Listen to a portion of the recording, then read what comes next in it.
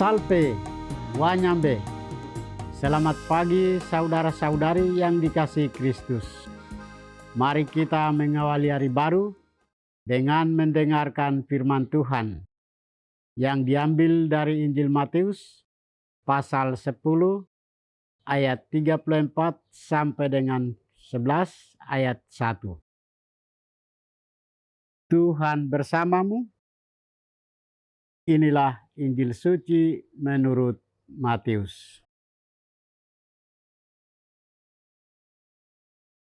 Pada suatu hari, Yesus berkata kepada ke-12 muridnya, "Jangan menyangka bahwa aku datang untuk membawa damai di atas bumi. Aku datang bukan untuk membawa damai, melainkan pedang. Sebab aku datang untuk memisahkan orang dari ayahnya, anak perempuan dari ibunya, menantu perempuan dari ibu mertuanya, dan musuh orang ialah orang-orang seisi rumahnya.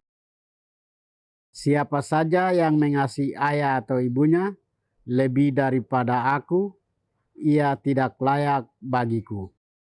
Siapa yang mengasihi anaknya laki-laki atau perempuan lebih daripada aku, ia tidak layak bagiku.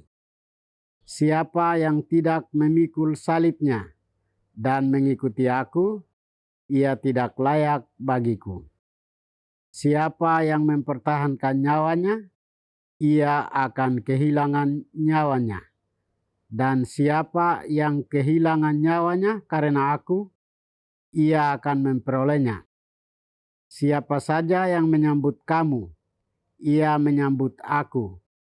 Dan siapa yang menyambut aku, ia menyambut dia yang mengutus aku.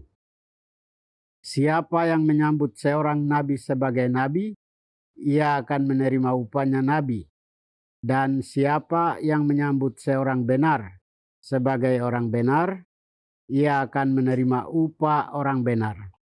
Siapa yang memberi air sejuk secangkir saja pun kepada salah seorang yang kecil ini, karena ia muridku, sesungguhnya aku berkata kepadamu, ia tidak akan kehilangan upahnya."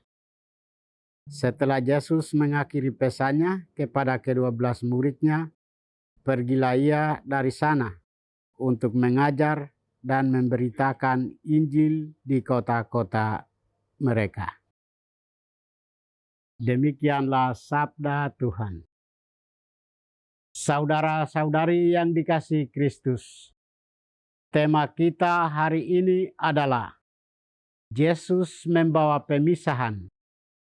Bagaimana mengikuti Yesus? Penulis Injil Matius hari ini menceritakan secara tegas bahwa Yesus membawa pemisahan lewat pedang kebenarannya. Hal ini memanggil setiap murid untuk menempatkan kasih kepadanya di atas segalanya, termasuk dalam hubungan keluarganya sendiri.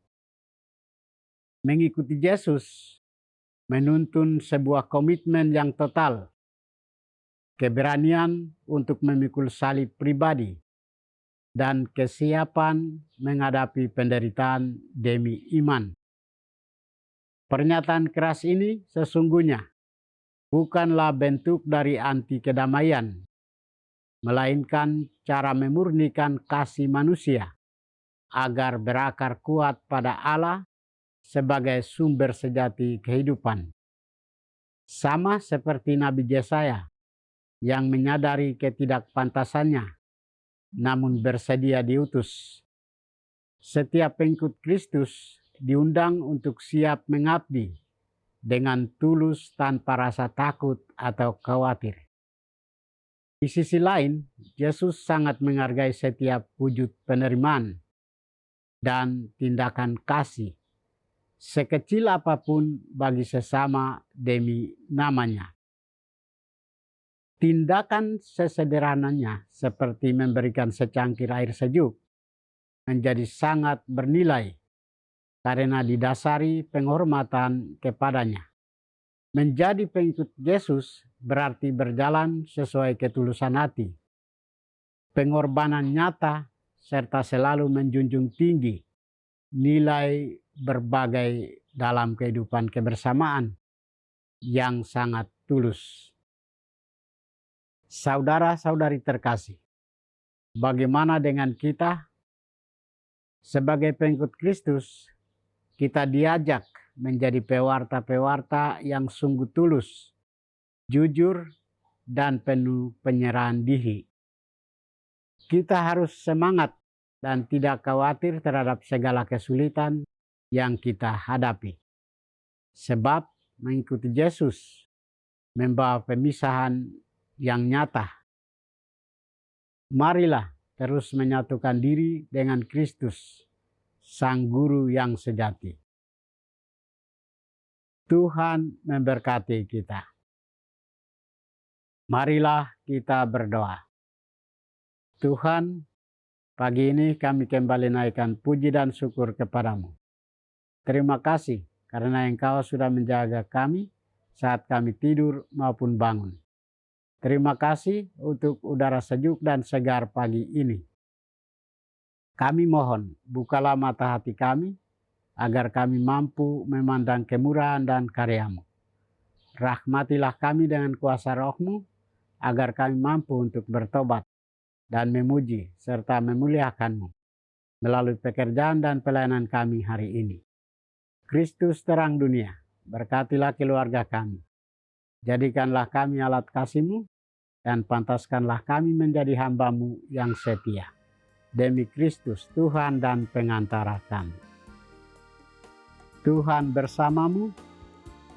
Semoga kita sekalian, orang-orang yang kita kasih dan doakan, seluruh aktivitas kita hari ini dibimbing, dilindungi, dan diberkati oleh berkat Allah yang Maha Kuasa, Bapa dan Putra dan Roh Kudus. Amin.